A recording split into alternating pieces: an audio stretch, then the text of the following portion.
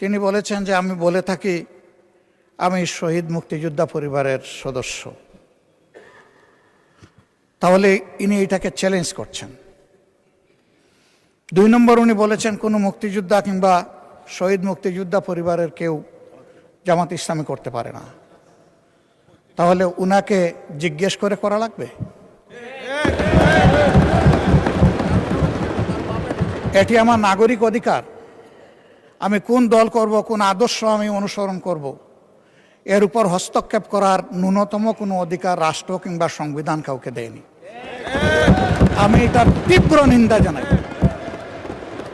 আমার আইডেন্টিটি নিয়ে প্রশ্ন করা হয়েছে, এটা গুরুতর অপরাধ করেছেন উনি। আবার আমার আদর্শ সিলেকশনের ব্যাপারে উনি কথা বলেছেন, এটা বাড়তি অপরাধ করেছেন উনি।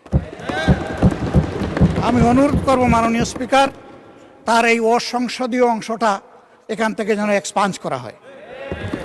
শেষে গিয়ে উনি আমরা কুলামনে এই সংসদকে ফাংশনিং করার জন্যে বর্তমান জ্বালানি অব্যবস্থাপনার সংকট যেটাই বলি, সেইটার ক্ষেত্রে আমরা এগিয়ে এসেছিলাম। কুলামনে কথা বলেছি, নোটিশ নিয়ে আলোচনা হয়েছে এবং পরের দিন এসে মাননীয় প্রধানমন্ত্রী একটা প্রস্তাব দিয়েছেন। আমরা সাথে সাথে এটা গ্রহণ করেছি।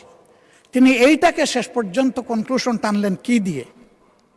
হ্যাঁ, যার মগজ যেরকম তার কনক্লুশন হবে সেই।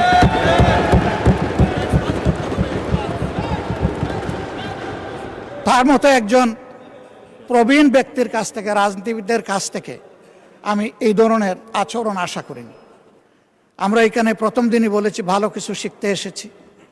কাউকে হিট করা, গালি দেওয়া, এর মাধ্যমে বড় কিছু অর্জন করা যাবে না। কিছু গোলাবাজি হতে পারে বড় জোর, কিন্তু তার চাইতে বেশি কিছু হবে না।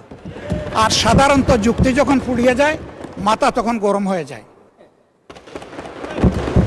একটা প্রবাদ আছে, রেগে গেলেন তো হেরেই গেলেন। আমরা সবাই মিলে হারতে চাই না, আমরা সবাই মিলে জিততে চাই। এই জন্য সবাই যেন মাথাটা একটু ঠান্ডা রেখে যুক্তির সাথে সত্যনির্ভর কথাগুলা বলি।